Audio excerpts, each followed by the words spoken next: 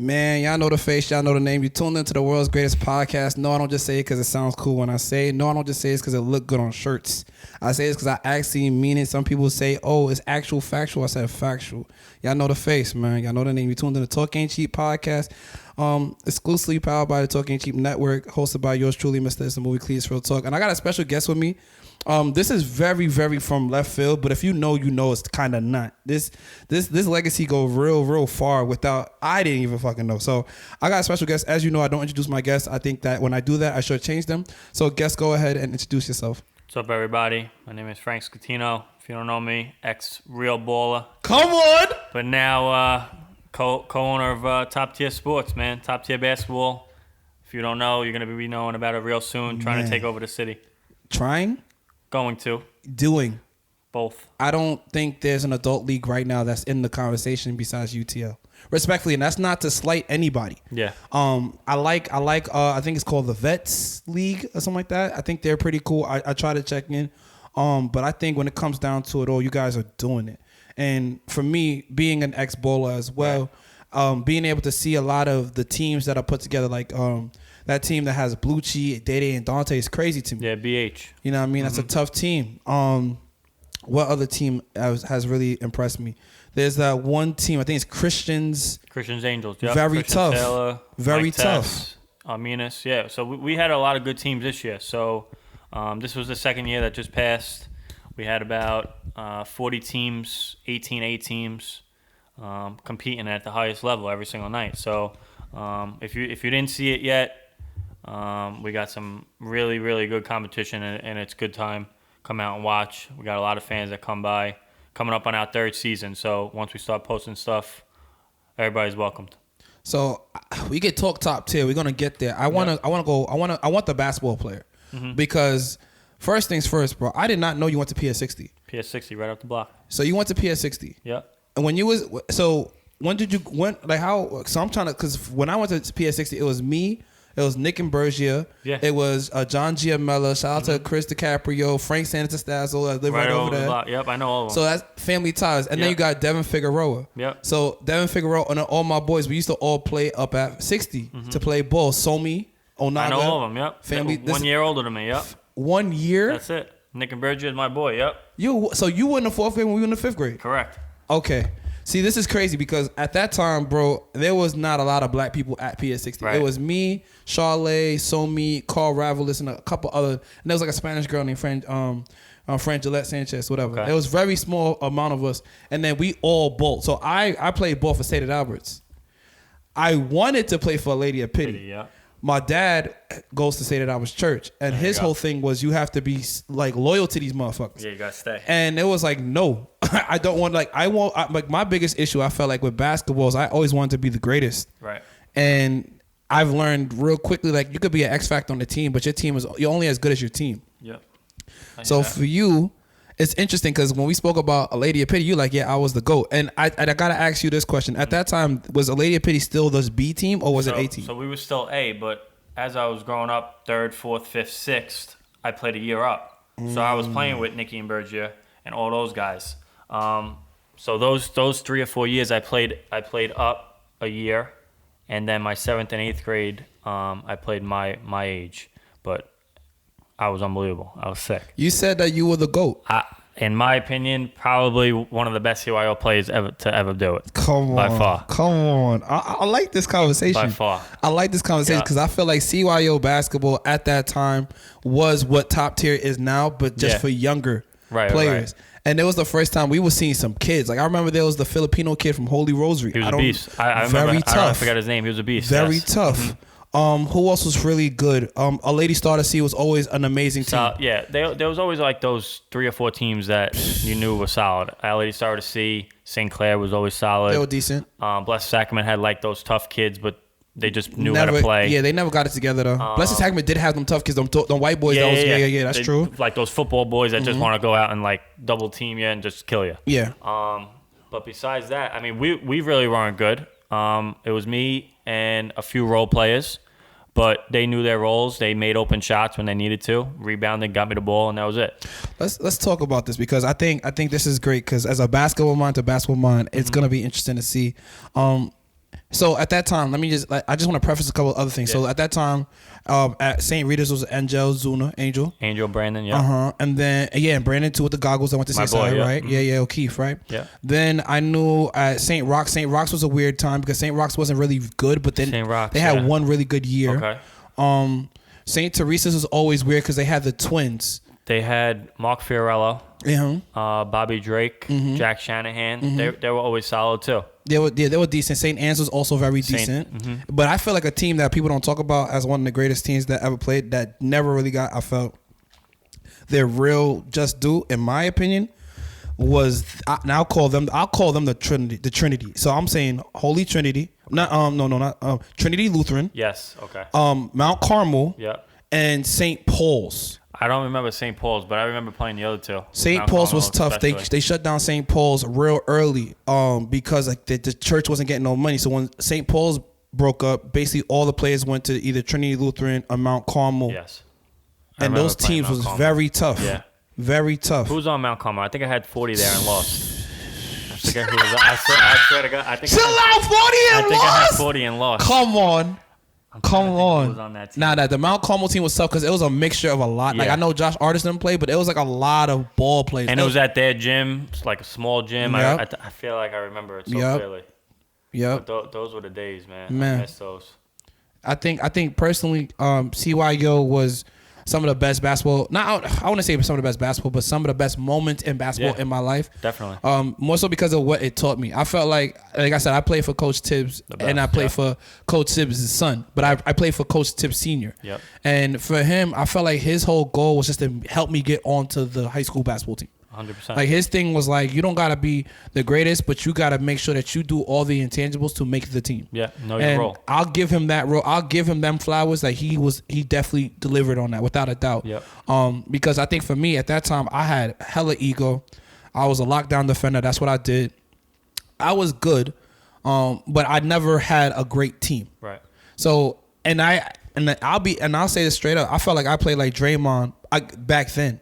Right. So at that time, like they only looked at like you know how our parents are. They only looking at who's scoring, that's it. Who's like stealing the ball, like who's exciting. Yeah. Like they never really. They don't look at the other stuff. They never did. So for me, it was like if you was to do like a plus minus or what impact was, boy, I was that nigga. You were there. Respectfully, and that's how I even got on the team. I believe it. But you, let's talk about it. Nah, you was different. 40 in the fourth grade is crazy. The most I had, I think it was at St. Teresa. I still talk about it with a few of my boys now. But I think I had 48 at St. Teresa. Jesus Christ. I think I only had like 16 at half. And then the game got kind of close, packed. I don't remember if it was a playoff game or not, but I think I had 48. And we actually won that game. But me and all those kids are still boys to this day. So that's why I really love CYO, because I'm close with every single kid from that team. But no, those were the days. Then 7th and 8th grade, going in, like getting ready for high school. Like my name was out there. A few schools for high school definitely wanted me. My brother was the coach my 8th grade year, so that was pretty fun. Ended up like losing in like the semis or whatever, but CYO was a blast. It really was. Before we get to high school, I gotta ask this question. So how did you become a basketball player? And what was your earliest basketball memory? It's a good question, because growing up, I was everywhere my brother went, I was going. So if he was playing at the park, I would go with him. That was his first true sport. So once he started getting involved in that, my parents just threw me to basketball, dribbling around the house, whatever the case may be. I don't remember when or how I got so good, because I don't remember practicing really like that. But once I got onto the floor or the court, it was just like a different level. Like I was just so far ahead than anybody else. I didn't have to really work or try, which is a bad thing, because I wish I did. I'd be so much better and further right now. But those were the days. I mean, I would walk on the court and just be the best player on the floor. So what was your mentality like at that age? Because I felt like when it came to playing basketball, even at that time, it was kind of hard to play in front of your parents and then your teammates' parents, and then going into and traveling and just still being a kid. Always, yeah. So what was that like? What was that mentality like for you? Like, so no matter what, my parents would be at almost every single game I was at. Obviously, my dad a little more into it. wanted me to be the best. Actually, like knew I was the best though. So always on my back if I did something wrong, but not one of those crazy parents like there is now, because now is bad.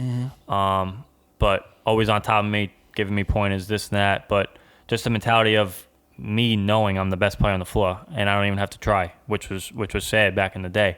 But like I said, he was one of my best supporters, always with me. So shout out to my pops for that. Did you play any other sports at that time? At that time, I think I played like soccer, just running up and down the field, but nothing serious, no. And were you like one of them people that like watched a bunch of basketball games and all that? Always. So TV was on 24/7, no matter who was on. Nash was my favorite player growing up. The Suns, that Suns team, Amari, Shannon, Marion, Sean Marion, Leandro Barbosa, Raja Bell, yeah. So that was my squad growing up. Looked up to Nash, Jason Kidd. So that's who I like styled my game after. That's tough. So, because we gonna get to our college numbers later, but did you, like, at that time, did you feel like your job was to be the scorer on that team, or was it more like to get everyone else involved? So CYO, I had to score because we struggled. And no disrespect to my other players, because, you know, without me getting them the ball in certain spots, they would get me the ball in certain spots. So they did their roles, and then I had to do mine. So I had to score in CYO. Only because we lacked it in other places. And the teams knew that. The other teams that played us knew that. So they would double team me, and then that's when I would pass the ball, and we would make layups, we would make jump shots. So that's all I needed to do. But they knew what they were doing. And CYO, 7th, 8th grade, did my scoring. Then I started to really become like the facilitator once I got to high school. So funny enough, right? So let me tell you my early, we're going to get there. Yep. Did you do Unity games as well? I remember doing it only like 1 or 2 years. Were you there when I was there? Could be. We was wilding during Unity games. Unity games was probably the best experience of my life, basketball-wise. I remember one year being at Petrides. Yes. I think that's when, maybe like the 1 or 2 years I was at Petrides. I'm gonna keep it real. For me, I felt like Unity, there was 2 basketball instances that changed my life. Right. For real. The first one was when I played for IS-51. Okay. So when I played at IS-51, we were the first time that IS-51 has ever won a championship in history of basketball. And that team was, funny enough, Eddie Hooray, Steven Seller, Danny Lowe. Yeah, good team. Mike McCullen. Yep. Me. Then you got everyone from everywhere. So you got Taheem for the West. You got Boy from if you know, you know. You know what I'm saying? Then you got Tyreek from if you know, you know. Raheem was in the mix. Yep. And then you got Mustafa Yor. You had a bunch of different, like it was a very dominant team. Yeah, like I don't think we lost the entire city. So at that time, for me, that gave me an opportunity to really be on a really great team and see what basketball needs to look like from that perspective. 100%. Because at that point, all I needed to do was do my job. Like they were like, Cletus, you know the press well. You have the intangibles because coming to CYO, you have to be well coached. Right. Like you know the game organized wise, and you can keep the team together. So that's why for me that was my first, and my second would be going to see what Unity games. Because the Unity games, what it does was I got to see girl basketball players. Right. And see how they play it. And then also we got to see the other great ball players on whack teams. Yeah. Or not the greatest of teams. And then I learned how to now neutralize the best players. So for me, I was taking charges left and right. Yeah. I had no problem playing defense. I have no problem trapping. If they saying that we can't zone, we're going to do like a loose zone. It's going to be a command, but you're really playing a zone than anything. Yeah. So that's why I always ask, like for you, like what was the best basketball memory that you had in your earlier days? So best memory probably for me is probably that St. Teresa game, because not only because I had so many points, but we were down early. The gym was packed. I think it was like their senior night or whatever the case may be. Place was packed. Game was close. We were down early. I think I scored maybe like 15 to 20 points in a row straight. Jesus Christ. And then one of their we were down 1, I think with like maybe 12 seconds left. We got a steal. I think one of the players on their team thought they were down, fouled me. So I got 2 shots, made both, and then they missed. We won by 1. So that was probably one of the best memories. Obviously, there was a few more, but I would probably put that up there with one of the best ones. That's tough. Yeah. So you've always been an assassin? Starting from a young, I would say yes, 100%. Always been an assassin. Yeah. Okay. And then, so for me, I went to Wagner, right? So I played at Wagner. They were, at that time when I played at Wagner, there was like an unwritten rule that freshmen don't go to varsity. Mm-hmm. Freshmen do not go to varsity. I think your year when you came in was the first time they started letting like these young kids go straight to varsity. Because I don't know if you play JV at Moore. So once I got into the school freshman year, I was on JV. Me, Mark Fiorello, Ray Savage, a few others. Mm-hmm. So now we're mid-season. Coach Raff is the varsity coach at the time. We moved y'all up. Yeah, I remember that. He wanted to move either me or Mark up. And Mark was my boy. I love Mark. Mark was a real defender. Serious defender, would guard your best player, doesn't care if he gets hit a million times, go over the screen, take charges, do all that. I would never do that. Never. I'll play hard on defense. I'll try to get steals, but I'm never taking charges like this kid, Mark. And Mark's a knockdown three-point shooter. Mm-hmm. I forget who their point guard was to start the season. Whatever the case may be, he took Mark up. So I stayed on JV.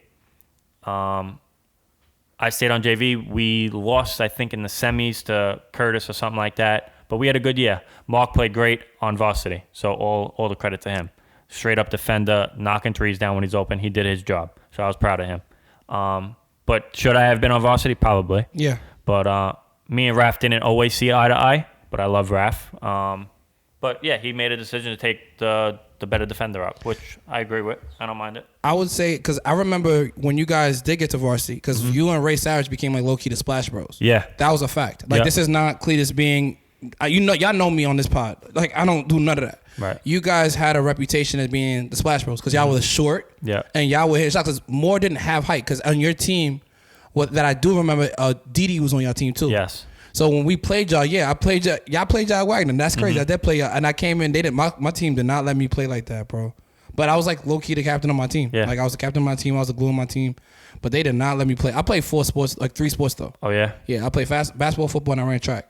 So the skill part of basketball, I thought started to leave me. Yeah, a little but bit. like my conditioning, my motor went through the roof. So when I was on the team, I was just like, I played when they needed me to play. I changed the dynamic of the game. Whatever you had to do, and then after that, that was it. So I came in one time, and I think you were there. I played it was at Wagner. Mm-hmm. I came in, everyone was like, Cletus. I come in, I had gotten fouled. The first free throw, I airballed. Just airballed. Just chucked it. Just airballed. The second one, all right, game time. Yeah. And it was good. And it was just like, it was nice. But like, focus on you guys. Like, you and Ray Savage are special.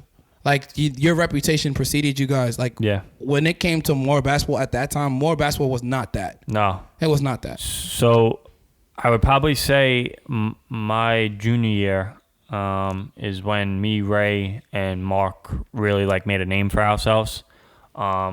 We were all under 5'9" at the time. Y'all like all 5'4", 5'5", yeah, 5'6". so short. And we were starting. Us three were starting, and we had I think John Baggs was our center. Scott Schaefer was power forward, and we would literally I would drive around and swing it, and we would shoot a 3. Hopefully it goes in. If not, we get back on defense. That's just what we had to do at that time. But Mark was the knockdown shooter. Ray was more of a spot up. Mark would come off screens and stuff like that. But we were really solid, honestly. We fought hard, and on defense, Mark, like I said, was a really good defender, so he would guard their best player, and that's what kept us into games.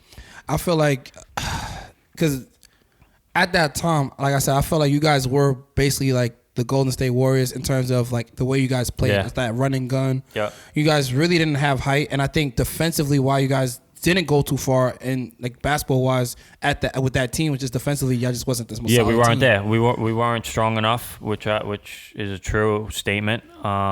Even Jordan Sanders we had. Mm-hmm. He was another shooter that would come off the bench as a 6th man. So one of us go out, he comes in, shoots more threes. That's just what we did. But yeah, I would definitely agree with you. We lost and lacked in size and probably toughness. If there's looking back now, do you think there's anything you could have done differently to make your team better, or you think it was just what it was with the personnel? I think at my senior year, Ray Savage was hurt our senior year, which hurt. It hurt us a lot, actually, because he would have been another body. But we had Curtis on the ropes, actually, a little bit. Your senior year? My senior year, it was the semis. So at that time, the team again, Hossie, Jermaine, Chalk was on that team. Yeah. Moxon's on that team. Yep, all them. Okay. So they were a good team. They were a very well coached team. I think in terms of ego, that team was a better team than the Day Dante era. Yeah. Because them niggas was just great because of how athletic they were. They were just a lot talented. Boy, that height was crazy. You gotta think it was Day Dante, Deb. Yeah. It was right I think Alex had left, and I don't know if Shaquille made Voss that year, but if it was, because I know on JV when we played them, it was Shaquille, Alex. I don't know if Deb was there. I don't remember. Yeah, but I know it's Shaquille. I know like they're 3, 4, and 5, or 6, 4, 6, 5, and 6. Tough to be right there. You're done. So and I'm your 4. Yeah, I'm your 4. So we were. I think it was almost like down 1, a tie game at halftime. And then Hossie got our big man into foul trouble. And then I think like Wanjala had to try to guard him, get rebounds over him. They pulled away with like 3 or 4 minutes left in the fourth. But we were close. But no, I don't regret anything or go back and say, oh, I could have did this better. But I probably could say like I could have worked out more. I always blame myself, first off. But I didn't work out. I didn't try drills. I didn't shoot after practice. I didn't shoot before practice. I didn't weight lift. I didn't do any of that. You just came and played. I just would show up 2 minutes before practice, leave 2 minutes after practice. So that's how I always was. I wish I wasn't, but it got me to this point. So you were naturally just gifted. Yeah, that's all it was. That's crazy. Yeah. So what was high school like for you? Because I remember that era for me. Yeah. Wagner, we was wilding. I ain't gonna lie. The gal them knew what it was. We was really moving and shaking. Like basketball at that time. Wagner sports was cool. Yeah, to do, definitely. Mm-hmm. But it wasn't. The dudes on the teams wasn't them niggas like that. Respectfully, and this is not me slighting because these are my brothers. Like you gotta think like varsity was. I would say after like Isan Ray Sean's year, like with Tyrese and even Butucci was on the team and a couple of them boys, and he was like, bro, after them. Because Bertucci was young, like, and I was not playing. And he was younger than me, yeah. Yeah, I wasn't playing behind no freshman, respectfully. Yeah. Like that's anybody who knew me knew that. Kasha loved him, bro. Kasha loved him, and Kasha. Man, shout out to the OG Kasha. Yeah. But man, I ain't never seen no shit like that before. When I say like green light, like everything. Bro, I remember. It was bad, but he got hit. But James, no, he was on a team of like real life like savages. Like don't let none of that basketball shit fool you. Like everyone, not even just like Wagner was one of them places that was like, if you were a god, you were a god. Mm-hmm. But if you're not, you better make sure that you somebody. Yeah. Because if you're not, like, the girls ain't messing with you. The streets ain't. Because Wagner, I think, has everybody. So you have all the kids from the West. Then you have all the GK kids. Then you got all the Eltingville kids. Then you got the kids. A mix of everybody, bro. Yeah. And they got the Indians, the South Indians, the Punjabi girls. Then they're fire, but they not really talking to you. Like when they brothers come around, they pretend they don't know you. But when you're in class, they wow. Bro, it was crazy. I believe it. Like, you had, like, you could be a great ball player. You could have been them niggas. But, like, if y'all wasn't winning, the girls would even be like, they don't even look at you. So, it was crazy. But when we left Wagner, like, Wagner was always a movie. Like, the girl, like, lit, vibes, everything. Mm-hmm. What made Wagner, I think, the dopest shit is when we pulled up to other schools. You didn't know who was coming. Right. You didn't know who was showing up because I think AB transferred from Peters and came to Wagner. Mm-hmm. So at that time, it was just a very mixy, like, you know what I'm saying? Yeah. And then when we popped out, it was like 6 niggas from Wagner, 30 people from Curtis, or if you go into like the Moore parties, you know, because the Moore, y'all had Christina Rubin that played. Yeah. Shorty with the blonde hair, her name Taylor, I think. Taylor Robinson. Come on. Yeah. Outside was mad, bro. Yep. So, I remember. Man, I love Moore. I love the Catholic school scene was some lit shit. Mm-hmm. Like fuck Farrell, but everything else was pretty cool, and fuck C2, but everything else was cool. You know, I just felt like at that time high school was just different. So that's why I want to ask, as the guy who was the guy at Moore, right, in the Catholic school scene, white boy from the crib, not far. What was that shit like for you, bro? Cause I know you was hitting 40 everywhere. So going into high school, it was either gonna be Moore or Peters. Okay. Peters was a hike. I did not want to take the bus. So that was the first thing. My brother made a name for himself at Moore. So I was like, should I just go up the block, follow in his footsteps? And at the time, my parents ran the cafeteria at Moore. Wow. So I was like, all right, I'm going to Moore. Free food every day. Take food, sell it for half price to whoever else. Don't tell them not to go up. I sell the food at half price.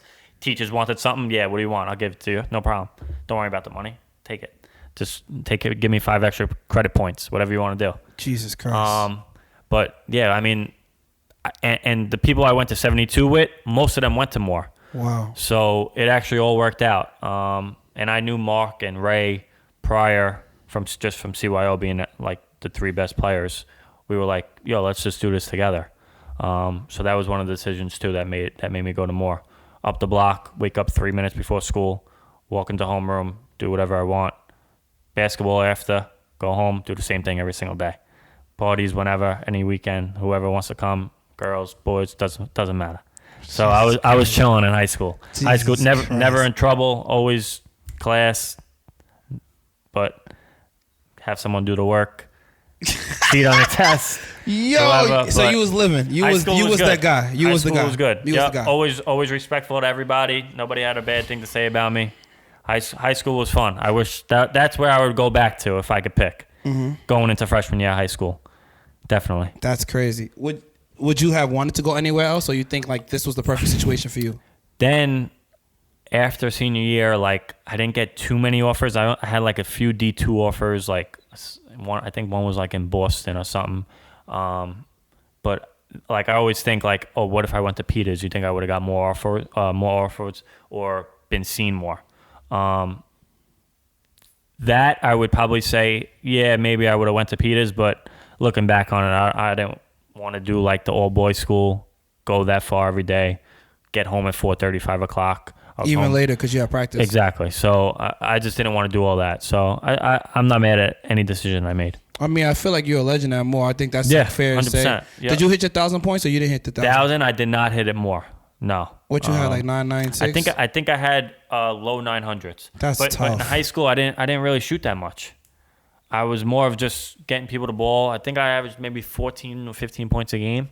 But my sophomore year, I think I only averaged like 12. But even my senior year, like I was just getting the rock to people because they could hit jump shots. And that's the type of team we were. So, I mean, I'm not mad at the 1,000, but it is what it is. Because to be honest, that don't matter. College is where the real stripes is really big. College. Anyway, so let's talk that CSI shit because that was crazy. That was crazy. So what happened from high school to college that switched up everything? Yeah. High school ends. I'm in summer that year, looking at a few different schools. I knew Petosa really wanted me at CSI. The other offers I got were like D2 schools, like I said, in Boston. Didn't want to go there. So I said, all right, coach, I'm with you. I'm going to come to CSI. I get into CSI. I see who's on the roster. We got Blucci, we got John Myers, we got Will, we got Javon Cox. Shout out to Javon, that's my family, yeah. Of course. Then a few other, Kevin King, my boy. We're stacked. So, and I think Tibbs was just coming into the system, all right? Like right after. Yeah, Tibbs was right after me. But Tibbs was always around, so he knew what was up when I was coming in too. But I get there, and they tell me that Myers and Blucci both can only play the second half of the season. So I'm like, all right, that's fine. Like, I don't know what role I'm going to have yet. Summer workouts, doing fine, facilitating. Not really looking to score much because I knew how good of the team we had. We get to tryouts. Tryouts is done. First week of practice, first day of practice. Coach says you're on the white team, which is a starting 5 team. I'm like, all right, cool. Starting 5. Boom. Next day, on it every single day after that. Season starts. I think we still go undefeated in the conference, even without Blucci and John. I think we lost like 5 games all season. Blucci and John come back. So they come back to practice that week.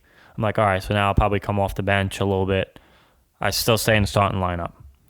I'm like, all right, so this is it. Bellucci and John come off the bench. So that's how good of a team we were. And Batoza was like, oh, they didn't play all first half of the season. He's crazy. Brings Bellucci and John off the bench, our best players, our best scorers. They come in with like 6-7 minutes into the game just changes completely for me. So the first 6 minutes of the first half, I would really have to drive and get people open. They got their self open for me. So it was the easiest thing for me. Bellucci would come off a down screen and curl at the elbow. I would pass it to him and just automatic assist. Hit that bitch, yeah. Every single time. Blue cheese. Automatic mid-range. Yeah. For John, he would come off a screen to the three-point line and fade out or pop, pass it to him. I knew it was an automatic three. Jesus Christ. So I was averaging like 9.8 assists a game just on wide open jump shots for people because they would come off a screen. Then we had our big man, Javon. Then even Will came off the bench. It was insane. The team was absolutely stacked. I would drive, pass it to Will. And at that time, Will was the most athletic guy I've ever seen. 2 bounces, dunk. So at that time, I was really like, I had the easiest job in the world. Getting guys the ball, and I knew it was just going to be an assist. I averaged, I think, 8 or 9 points. I probably could have shot more because we were always up like 15, 20 points. But at that point, I was like, yo, I don't even need to. Is that the year y'all won the championship? Like, is that we lost in the chip to York. Wow. I think we lost by like 5. But I actually turned the ball over with like under a minute left. We were down like 3 or 2. I turned the ball over. But we missed like 18 free throws, I think. And we were down 23 to like 3, like in the first 6 minutes. So, I mean, I blame myself because I always take blame. I turned the ball over with a minute left, down by 1. So I'll take the blame. But we knew like we lost that game early. York at that time I don't know if you know, his name was Sagan Williams. Was he on the team? I think he was on the team. I know the kid Mike Woods was on the team. Okay, yeah. Okay. And then one other guy who was just a freak athlete. I mean, they were a good team, but like I said, we didn't lose all season in the conference. And then they punched us early. We fought back, and then I think like they made like 3 or 4 clutch shots down the stretch, which got us. And then I turned the ball over. Okay, so that year. And then they didn't give us an NCAA bid that year. Really? And we were like, we were still top 25 in the nation, and they didn't give us a bid, which like caused like havoc with like CUNY and everybody. But they just looked at our conference and said, nobody's good in it. Nobody is good enough, and they didn't give us a bid. It sucked. So how do you go into your sophomore year? Yeah, sophomore year changes a lot, obviously, because Myers was gone, and those guys. But did Bellucci go play overseas that year, or was he still around that year? My sophomore year, no. Bellucci was gone. But it was still me, Will, and a few others from the freshman team, from the freshman guys. But we were still solid. But I knew I had to score more, so I think I was averaging like 14 and 8 at that time. But we had a little bit. Obviously, we lost a lot of talent, so the team wasn't as good. But we still fought. We still did our thing. I think my sophomore year, I still broke my assist record from my freshman year. It was like 250 or 260, something like that. But I can't remember. Oh, we lost in the first round of the playoffs. Now, sophomore year sucked. Actually, now that I'm thinking about it, we were good, but we didn't do nothing to achieve anything. Mm-hmm. So then my junior year, I got hurt. My first 2 games of my junior year, we were away. I think in Massachusetts or something. First game, we're down legit. I think we were down 29 in the first half to end the half. And it was like, this was probably one of the best basketball experiences I've ever had. It's like somebody like took over me. We were down 29 at half. We come out of half. We're still down like 28 with like maybe 14 minutes left. We go on this insane run. I think I scored like 24 points in a row. Jesus Christ, 24 points in a row? I think I finished with 43. We won that game in overtime. We came back from 29 and won that game in overtime. Then we played in the chip the next game of the tournament against a nationally ranked team. I think I finished with 28. So my first 2 games I combined for 60-something points, 70 points. On that bus ride home, my hamstring or like my back of my calf is just bothering me. So I think I just played every second of the game, get home, ice it, whatever the case may be. I get home that night, go to sleep. Charlie horse. I wake up in the morning, my whole entire leg is black. Legit. Purple, black. Can't even put any pressure on it, can't do anything. So go to the doctor, get an MRI. They say something like it's a hematoma type blood clot thing. So I'm like, shit, what do we got to do to get it fixed? We could either drain it. I don't know how long it's going to take. Or you could just let it heal on its own. So I go back and forth with the doctor. I talk to the trainer at CSI. They're like, if you do drain it, we don't know how long it's going to take to recover. If you don't and let it heal naturally, probably a month and a half. So I'm like, fuck. Talk to my parents. All right, let's just wait, see if it heals. Do treatment every day at CSI. So now I literally can't put any pressure on it at all. That year is the first year we're supposed to play Wagner College at Wagner. And we're good enough to compete, I felt. So now doing treatment every day, taking forever to heal. I think maybe a month and a half, almost close to like 2 months. I think I missed like 14 games. Finally back. Woke up one day, couldn't walk. Woke up a month and a half later, it was like nothing happened. Woke up, was able to walk fine. Just a freak situation, freak accident, whatever the case may be. That was the first time I've ever missed time in basketball. Came back and back to normal. Played. Junior year, we lost in the semis to Brooklyn College, which is a team that plays in top tier now, the Wolfpack team. Wow. The kid that did the dunk, Exxon, all those guys. So we lost to a good team at that point. So at this point, because when you do the stats and you look numbers, I think you had like over 1,000 points. Yeah. You did, was it like 800 assists or something like that? Yeah. So I have the record in assists. I have the record in steals for like free throws attempted, points over. I think I'm ranked like 18th. Maybe something like that. Yeah. 18th in points. Yeah. I'm short by I should be higher, definitely. I should have shot more freshman year, and then I think of it. But nah, I don't regret nothing. So stats, I'm pretty good at it. CSI. And you never really practiced out. You never really played outside of practice. And the funny thing is at CSI they try to make weightlifting mandatory. So I would just go into the weight room, talk to the guy that was running it, and I was like, "Yo, I'm not doing this. I'm not doing the weightlifting shit. I'll sit around for a little bit and then I'll go to class or whatever." I'm not weightlifting. Yo, what the fuck? So I mean, and it's sad because a lot of people know this, like that I just didn't work out. I didn't do anything. And to this day, I'd never worked out. But I wish, like I said, I wish I did. Who knows what could have happened then. But at that time, I just felt like I didn't need it. That's dope. Crazy. And then senior year was just on another level. Before the season started, I made 2 pairs of Nike shoes. Both said CUNY champs. One for away, one for home. We go undefeated in the conference, breaking every single record, assist record, point record. I think I had 40 something, broke my single game scoring record. Assist, I think I had like 18 in one game, which was a record. Had like 6 triple doubles. So I was leading like the nation in like assists, free throws. I sucked at free throws, but I attempted so many. Steals. And then triple doubles, obviously. I think one person in the nation had 1. I think I had 6. But that's when like people really started like seeing like the stats and were like, yo, how, like people would ask me like, how you doing? And I was like, I have no idea. I'm just going out there. Team boxes out. I leave my guy. I go get the rebound. I dribble up the court. I either score, or if we score, it's off my assist. So it was just like going out there and just fucking around. But that's crazy. It came out to be magic. Yeah, it was just unreal.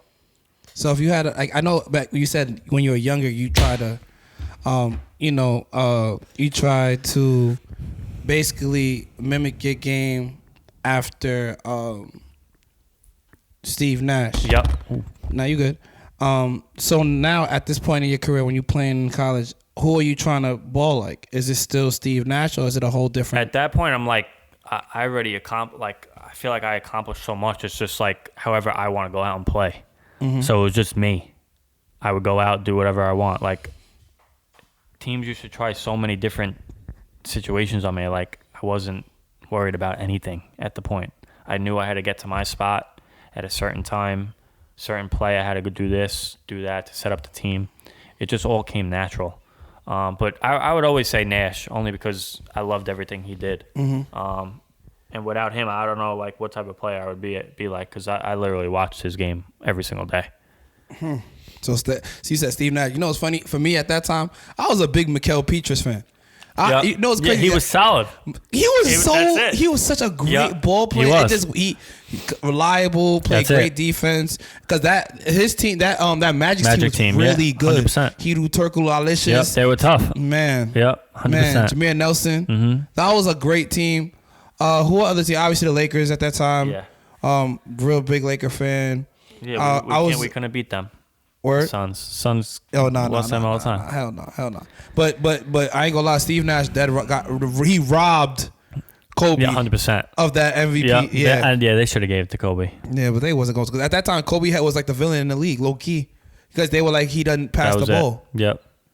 Crazy era. And Nash led the league in free throw percentage and all that other stuff. So they were like, all right, let's switch it up. And he was just a really good poster boy for the league at the time. Unbelievable. He was great. Unbelievable. And he was doing it undersized. He was doing it his way. Yep. And he was getting everyone. Like, that team really wasn't supposed to be a great team. When you look at the team itself, like... If you look at the roster, you're like, all right, they'll be a playoff team, but they ain't going to go nowhere. I didn't even think they were going to be that good. Yeah. Because you got to think at that time, if I'm not mistaken, I think Zach Randolph and the Grizzlies were still there, and they weren't the greatest team. Mm-hmm. Spurs were good. Spurs were always... That was their era. The Lakers. Yeah. The Clippers were decent. They weren't bad, but they were decent. That's when they had Chris Kaman at the 5. Who else? Golden State was just becoming better. Yeah. Mm-hmm. Yeah. So I mean, the West was still tough, but Nash, Houston Rockets. Yeah, we're good. During I think Tracy was there. If Tracy wasn't there, then Steve was Steve there? Tracy, I think Tracy was there at the time. I think he was too. He was there, and that's when they had Emeka Okafor. Oh, yes, they were still solid too. Yeah. The West was tough, but like I said, Nash and Amari was a beast back then too. Very so, and that pick and roll was literally unstoppable. And then Sean Mann was hitting them ugly ass threes, bro. The pick and roll was really unstoppable, and that's like when people really started like taking advantage of the pick and roll, because that's when they really started trying to switch the screen. So Nash would have this big guy on him, and it's automatic layup, and he had automatic layup package or mid range. So it was sick. That's when the pick and roll really took over. Okay. We there. So, all right, you graduate college. Yeah. Do you We win that championship. We go undefeated in the season. Not the season. We go undefeated in the conference. Win the chip. The championship game, they come out and they try to double me from the start. Like a type of like a zone thing. I think we were losing at halftime, and then we pulled away in the second half. I think I had like maybe 13, 8, and 9 or something like that. We win the chip. Okay, we get seeded in the tournament against the number 2 team, Salisbury or whatever. They were a powerhouse. Mm-hmm. We were down 20 early, cut it to 8. Then they took over 1 by maybe like 15. But I would have liked the last game to be a little bit closer down the stretch, but it's the way it goes. We won the conference, so my senior year was pretty good. After senior year, people are asking me if I'm going to try to go overseas, whatnot. At the time, I didn't know how it worked, didn't know anything. I knew Blucci went overseas, talked to him a little bit. So at that point, people are like saying, try to get an agent, this and that. I'm like, all right, maybe I'll just try to go to a few tryouts. I go to like 2 or 3 local, and I really didn't see anything of it. So I was like, all right, I'll just go one more, like give it one more shot. One of them came up. It was in Vegas. So I was like, I'll see if one of my boys want to go, make a trip out of it. One of my boys, Brandon O'Keefe. Shout out to O'Keefe, man. So he comes with me. It's in Vegas. It's the same time as like the summer league's going on. So there's a lot of people there. A lot of overseas coaches are in the building. So I'm like, all right, so this is a legit tryout. Tryouts, games, whatever the case may be. I'm doing good, not forcing nothing, just doing my original shit. After, it was a 3-day thing. The second day, there's a coach there from Mexico. Can't speak a word of English. So he has his translator with him. He's talking to Brandon. He thought Brandon was my brother because he saw me eating McDonald's with him 2 minutes before I went on the court and started playing. He's talking to him. He said, yeah, this, that, whatever. After the game, I go back up. Brandon's like, the coach wants to talk to you. All right, talking to the coach and the translator. Offers me a contract literally on the spot. So I'm like, all right, I guess I'll take it home, talk to my parents, and let you know as soon as I get home. Wanted to see if I can get anything else first, obviously because it's another day. Nothing else came of that. So I take the contract home. In contracts for Mexico, not bad pay, get my own hotel room, whatever the case may be. So I'm like, all right, I'm going to try it. Sign the contract. I go down there with my pops. Hotel's beautiful. Guys are really nice. At the time, you're allowed three Americans on the team. Me and 2 others. The Americans, I didn't think were better than me, but they were probably better scorers, but not a better player. We have 4 scrimmages. There's one kid on the team. He was considered a Mexican player, but he's really from the U.S. Jerome Martin. He played at Santa Barbara, I think, or Cal Irvin or whatever. What's that? Oh, UC Irvin. Yeah, with that big kid. He looks like Taco Fall, but I forget his name. But he was a beast. He's one of the only players I would say is better than me. He literally had a package, like a floater package, both hands, dribble both hands. That was better than me. But we were good together. So that kind of brought me back to my memories with Mark. So if I was the 1 and he was the 2, he would come off a screen or I passed to him and he would hit a 3. And we were gelling. We lose the first 2 preseason games. Close games, though. I'm doing fine. Not doing too much. The 3rd preseason game, I hit a layup with 6 seconds left to go up 1. The other team hits a half-court buzzer. We lose. 4th preseason, we get blown out. So I'm like, all right, shit. I'm not worried, but I know they want the American. If they're going to pay an American more money, they think they're going to average 20 points a game. And I literally told the coach, I could score, but that's not who I am. Okay, so I'm not worried. Still practicing that week. The other 2 Americans get cut. So I'm like, oh shit. All right, I didn't get cut yet. I don't know if I'm gonna. 2 or 3 days later, coach calls me. Coach goes, "You're gonna get cut." I also got fired. Oh shit! The owner of the team literally cleaned house. All the Americans gone, coach fired, and even 2 of the Mexican players got cut. So if we would have won maybe 2... You'll be playing overseas. I would still be playing. You'd be in Cancun living life. You'd be going to Cabo every weekend. So, I mean, it was a sick experience, though. As soon as I got my first paycheck, we went out. I spent the whole thing at the club. I had no idea what I was spending. Just giving it. The guy robbed me for $1 zillion. I ordered this big shot thing. Guy came out with a parrot, took all my money. I had no idea. The kid was like, "What'd you give him?" I was like, "Whatever I had. This blue money." He was like, "That's way too much." I was like, "All right, whatever."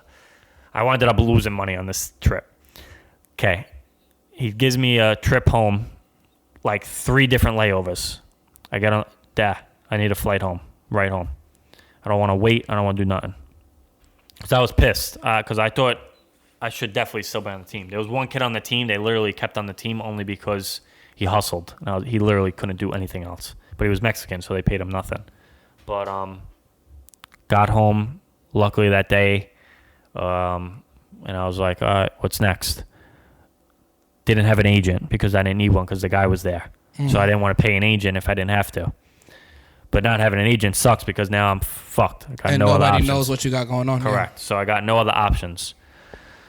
I think I went to one more tryout. Didn't hear anything of it after that. And that was it. Went back to work. Same shit. And then that's actually when I was like, I don't want to really coach because that's just not me. And that's when I was like, shit, I love the game still. I'm going to go be a referee. And that's kind of where I'm at now. I love it. I want to actually move up in the ranks, hopefully one day do college. And I don't want to say blessing in disguise that I got cut, but I wouldn't have the shit that I have now, refereeing and obviously top tier, which is unbelievable right now. So do I miss playing now, especially when I'm reffing my own league? Yeah, because I'm... Do you think you could beat half these kids? 100%. Okay, all right. Just got to throw it out there. If you give me 2 weeks, maybe a few games, I'll be fine. But yeah, I miss it a ton. But at this point, I'm like, do I really want to not ref these games and A, miss out on the money, and B, after I win the championship, have these guys, Frankie won his own league. What? he got every call. Talk your shit. So, I mean, eventually I'm going to put a team in. I'm going to try to do something with like a CSI team. Me and Tibbs were talking about it, try to put a CSI team together. Get Tibbs back on the court would be tough. Me, Tibbs, Javon, hopefully, Blucci, John. Be a stacked team. Be fun. But that's where we at now. So how does top tier come about? Because it kind of came out of nowhere. 100%. So top tier came out. My boy Jonathan Halad, co-owner of Top Tier. I'm more of the basketball brain. He is everything, website, social media, all of that. He's great with it. And that's everything right now. Social media literally put us over the top. Oh, without doubt. So I met him actually from flag football. So I didn't even know him before then. We played flag football a few years, and not even on the same team, opposing teams, but we were always like in the chip together. I was the quarterback, he was the quarterback of his team, and we all just got close. And we were like, yo, you want to start something? I could get the gym, you do the social media, and see where it goes. First year was during CYO season, so I couldn't take too many teams. I think we got 14 or 16. Perfect season. Sign-ups comes up. He handles the Instagram, and he's like, yo, I just posted it a half hour ago. I got 30 teams that want to play. Okay. So now we're in the second season. Second season starts up. People are hearing about us. We got some Brooklyn teams. We got some Jersey teams, which is good. So I want to try to involve everybody, get everybody going. We have the Wolfpack team from Brooklyn, who's a stacked team. Obviously, Will's Click team is still very good. They're a runner. They won last year. BH comes back with all their guys, like you said, Christian's Angels. Then we got John Meyer's team with Kurt, Mike Newcomb. But they played in another division. I didn't know that. I thought that whole time I thought the Almighty Click team was in the A. Yeah. So they were the B team, but we played with John Myers, Newcomb, and all those guys with Poosh. And they were a good team. They just played Christian's Angels, who was gelling at the time. Even next level, Jermaine, Latrell, Connor Nicholson. That's another good team.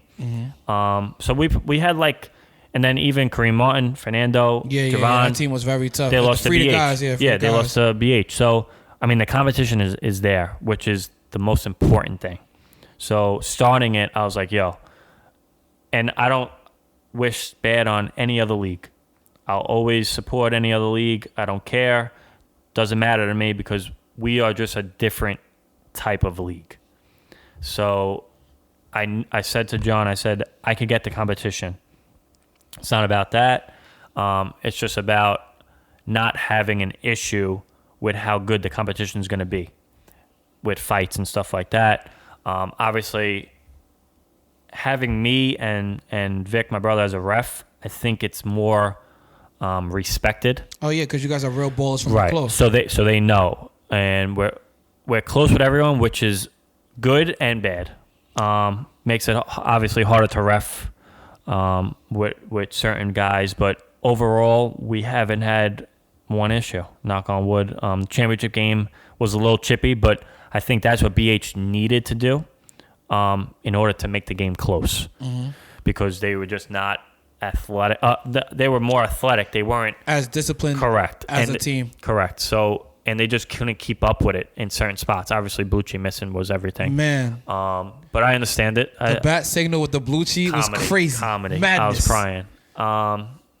But championship was kind of weak. I told both of the teams, like, the championship really was that Wolfpack game versus Click when they were down, came back, and then Wolfpack, the kid with the dunk, obviously hit social media, took off. Dunked on that man. And that's a white boy, too. Exxon, yeah. They're all Albanians. They're different. Shout out to Albanians, man. Y'all know Skin the Bayos in the building, those man. are my guys now. Come on.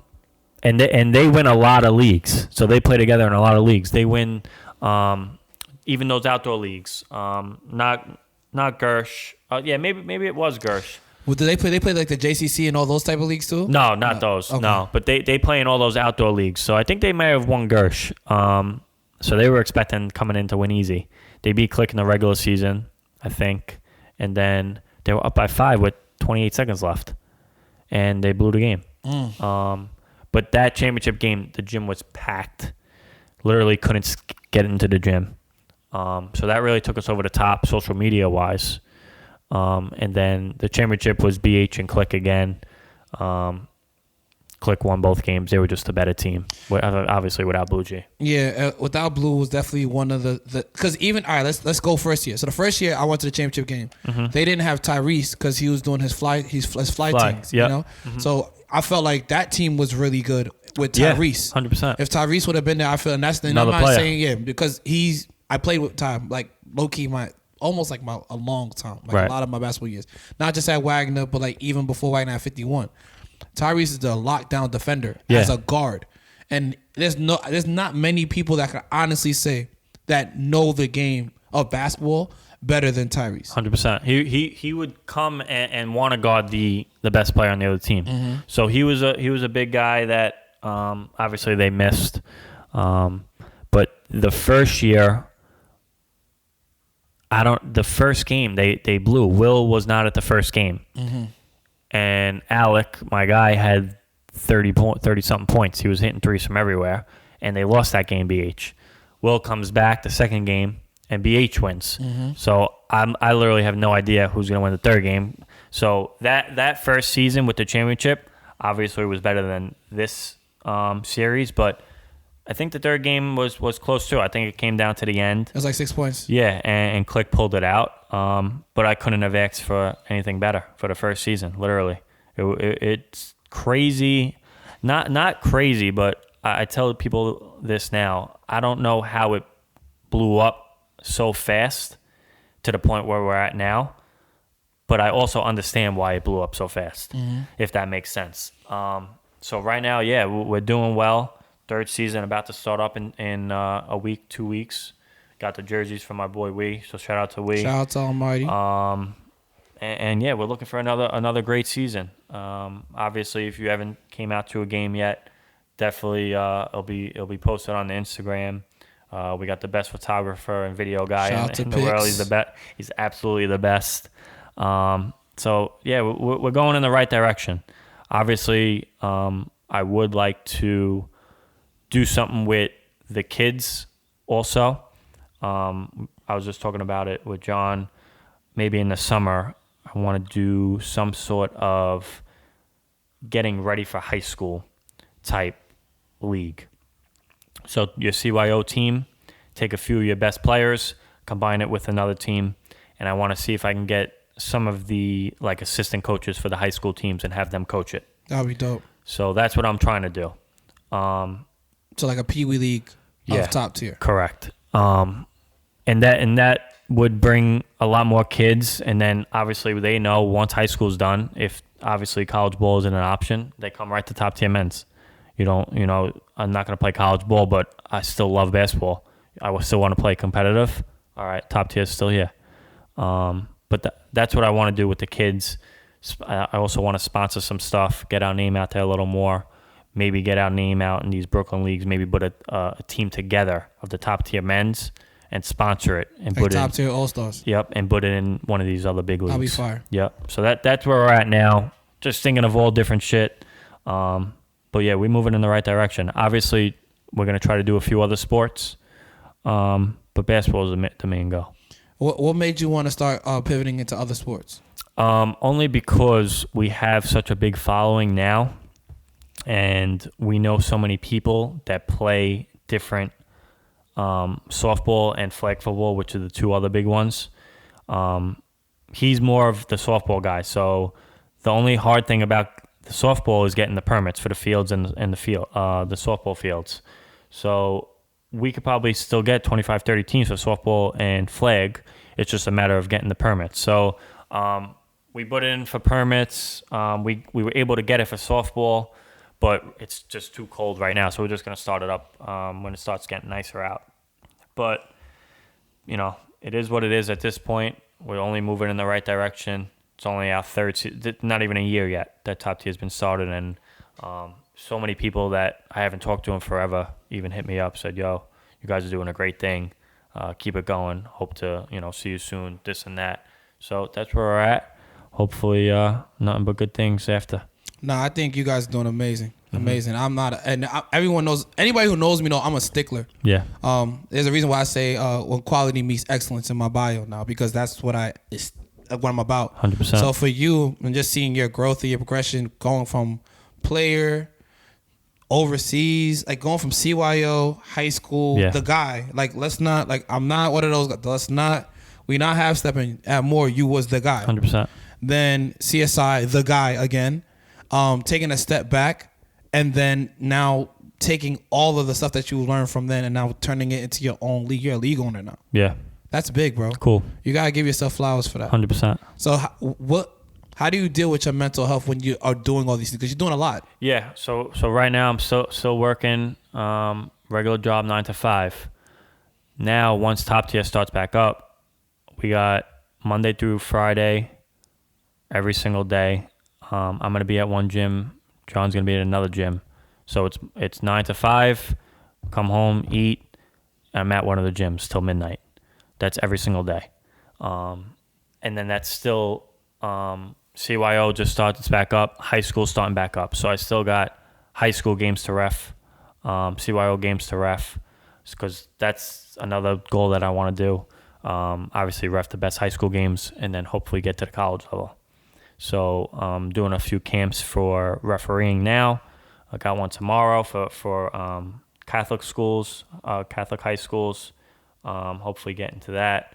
And then every day it's just, knowing what I got to do to keep the league, as under control as I could and to keep moving it forward. So it's tough. I mean, I wouldn't say that it's easy, but I love being around the game. And that's the main goal right now. Awesome. Do you have, so if somebody wants to invest in Top Tier, are you looking for investors right now? Are you guys taking investors? Yeah, so that's another thing we were talking about. I'm not really sure of how it works. So I do know that somebody wants to do some sort of sponsorship and invest. So we just really started talking about that. I'm always interested in having people be involved in something good. So if something comes up and we want to do it, 100%. So anybody, I would love to have people join us. We got a good thing going, good group of people, and it's about everybody winning at this point. No, I love that. Okay. And I guess now, we could talk ball. Yeah. I feel like we haven't had a chance to really talk basketball stuff like that. In terms of Top Tier, right, when it comes to the actual people who are playing, what do you see has been like the X factor for the really good teams versus the really great teams? Okay, so for the A division, obviously, Top Tier the name was made primarily for the A division. No disrespect to the B and C divisions, because the B division was stacked this past year. And the B division had bigger crowds than the A at some point. But that was my main goal, to bring all of ex-college players, overseas players. I didn't expect as many overseas guys to want to come to Staten Island and still play. but this upcoming season, we probably got about 5 of them. That's big. So a lot of the teams, there's about 4 or 5 teams that are absolutely stacked, I would say. But from the good to great teams is just the ability to score the ball. So these great teams have 3 guys that can go get a bucket whenever they want. The good teams have 1, and then all role players, which isn't a bad thing, but when it comes down to a few minutes left and somebody needs to go get a bucket, that's when these great teams are probably going to win the game. So, I mean, it's going to be really, really competitive this season. I'm not putting a lot out there. I want people to come out and watch. Obviously, they'll see the post after the games and stuff like that. But this season is looking scary. It's going to be crazy. I love that. Is there any talks about collaborations with other leagues in different ways? Like, you got the Scary Islands with Holy Mo tournament, and he's an avid supporter. You 100%. Guys, obviously you see UTL. They always have guys in the spot. Real inconspicuous, but they're there. Yeah. You got Vets. You got all the other leagues. So have you guys spoke about potentially doing any collaborations? So or is that I haven't talked to anybody regarding that stuff. Actually, Holy Mo put a team in this year. So he's got a good team coming in. Wait, what? Holy Mo got a team? Is that why he been training like he going to the league? He's shooting 700 shots a game for top tier. So Jesus Christ. He's back on his grind. They have a team that's probably the front runner. Really? Right now. Because we saw Will step away from his team. Right. So if you could do the math there, Will's obviously with. That's tough. I think that's an industry exclusive. I don't lie. I think that might be a 100%. Real exclusive. So that's a Talking Ain't Cheap exclusive. I'm not gonna lie, guys. So there you go. So obviously they're on the same team. They have a spot for everybody that knows their role, and they're going back to their high school days. So if you can remember their high school days of best players on some certain teams, that Holy Mo OG era is crazy. Correct. So now you got some guys together on that team.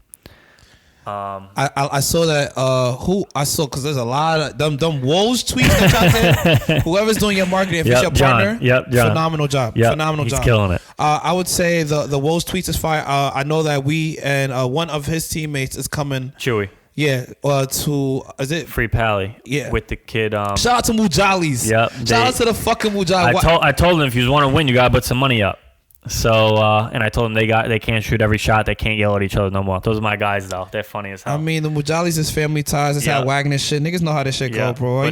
We used to go to sidebar. Yo, shout out to the Wagner gym class all stars. If you know some of the best basketball players at in the city. To be quite frank, but you know how that go. But shout out to the gym class all stars. Them niggas is really different.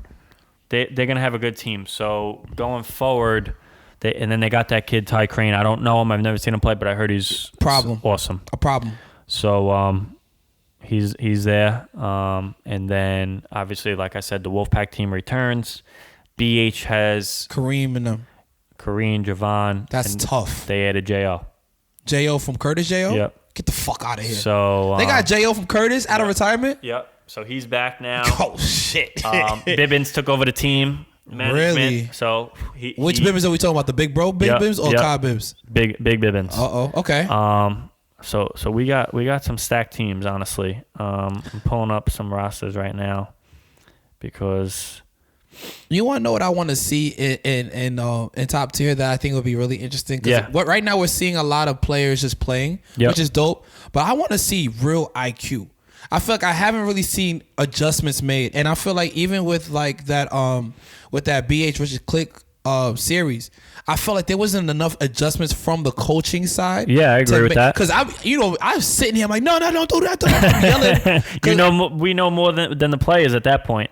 But yeah, I agree with you. There was no adjustments. Like I said, the second game of BH Click, there was a lot more physicality because I think BH knew they had to try to up it up a little bit. Hopefully the refs don't call anything. I really wasn't calling much that game. I was letting people rock. But that's what they needed to do to keep the game close. And that's what they did. I mean, that was the only thing that was really adjusted. But other than that, nobody really does anything. They just go out and play, and hopefully they win. But people should really look into it a little more. because the adjustments. Because I remember both years, but the first year was the one I was like, I'm gonna pull up, and I pulled up on some real quiet, shit. The first year when they played, I think it was it was the final game, third game. There was a moment where they should have took out Day so he could get a breath, and they didn't. Yeah. They just kept him in the whole game. One out. The whole game. And he was killing too that whole championship series too. And he was tired. And another thing that I thought, and I always wanted to ask you guys, when you guys make the playoffs or the championship series games, you guys go back to back to back. The first season, it was like back to back. I think y'all had one game. It was like one day. I think for the first season. We had one day in between the second game and the third game. Because it was like a weekend. It was like a Thursday, Friday, something like that. And y'all, instead of going to they didn't have a break, But I had to get the game in. And I don't know, do you think it made a difference in the outcome, or you think it does? Maybe. Obviously, Click was more in shape team. Everybody knew that already. But BH had their chances. I mean, they probably look at it like they should have won, obviously. But it is what it is. There's no breaks. You know what I'm saying? So, got to come out and win the game. It's top tier. Yeah, that's all it is. You come out, you got to win that game. Otherwise, your season's over.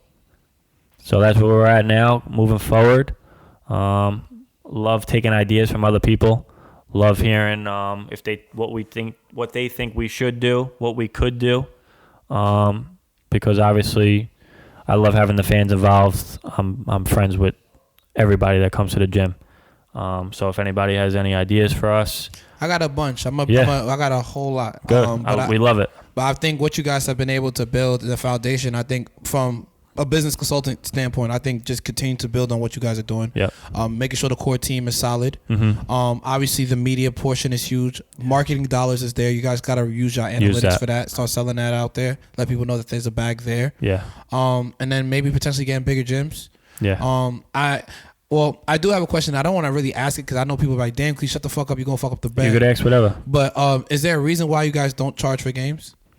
To get into the gym? Yes. So that a lot of people wanted us to charge to get into the gym for playoffs. And at that point, I was like, yo, why charge for something that they're helping us in a way? We'll charge $2, $3 a person. Then who doesn't have cash? Who wants to do Cash App? I'm gonna have my dad sit at the guy with his phone out. He can't even see the phone. Your whole account go get fucked by somebody. I was like, you already know how that go. If we don't charge, I know the gym's gonna be packed. If I post we're charging $3 a guy, who's not gonna come to the game? Who's just gonna say, yeah, we'll just watch it online? I don't compare to other leagues. No other league is getting a crowd like that, regardless. And I know nobody else is charging. So was I thinking about it? Yeah, only because we put a lot of money into the league. So I'm paying a lot of people. We have the best jerseys. We have the best everything, media, pictures, videos, DJ on the mic. So obviously we put a lot of money back in. Did I make a lot of money? No. But I don't care because of how it's growing. I make the money from reffing, honestly. Getting yelled at every single possession, but I don't care. It doesn't matter to me. I mean, what you guys are doing is special. And at the end of the day, the quality is going to speak for you. I tried to get Wagner College for the championship series. Then obviously I would have had to charge because they were charging so much money for the gym. But that backfired. Actually, I'm pretty happy it did because the championship sucked. So better off. You really adamant about that championship being trash. I told BH that. They knew, but it is what it is. This year, I know BH is coming. They really want to win back-to-back championship appearances, lose both. So they really went into the market this season and got a lot of dogs. They got, and like I said, it's really gonna come down to that coaching adjustment. I think that's the next step in the top tier. It's like getting the top tier coaches, and that's what some of the teams did. Even the Christians, another team, not Christians Angels, team with the black and orange, Nick Taylor's team. Mm-hmm. They had a good players too, and they lost only by a few to I forget who they played, but they were another good team. No matter what division you're in, and I don't want to just say just for the A division because The B division was stacked. The gym was, I don't know if you were there after the A game, CV and we. Both were going at it. That was another great game, packed. So the B division, and this year the B division got a lot better too. So we're going to have a lot of B division teams, and then we also have a C division. C division is guys that just want to come out, play a little bit, get a little run up and down. But they're part of top tier too, man. So everybody that plays in the league, I appreciate you guys showing us support. And that's why we pay forward with the best of everything. So like I said earlier, I don't compare myself to any other league. Top tier is just, a family type environment. And everybody knows one another. I'm just going to go out, play ball. It's going to be competitive. We're going to have a good time, and we're going to come back to the next game. I love it, man. If anybody wants to support you, follow you, connect with you, where can they go to do so? So the main thing right now is you could always contact me. It's not hard to find me on Instagram, Schettino 10, but the page is everything. So as far as top tier goes, the page is just top tier basketball with an underscore. We're at 2,100 followers already. Congrats. Trying to move up on that. We post some funny shit. We post game films, highlight tapes. I like the MVP things, like when you do like the player in the game. Yeah. So this season we're probably gonna do like top 10 plays of the week or top 3 plays of the week. We did something with picks with like picks player of the week. So we got a few different ideas that we could do, but the Instagram is where you'll see everything. Comment, say whatever. You could yell at me as a ref, talk about that, whatever you want to do. But the page is everything. So top tier basketball, underscore, comment, DM, let us know what you think. Negative or good, we don't care. But we're moving in the right direction.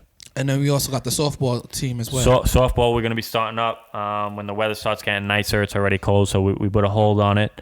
But top tier softball is coming too.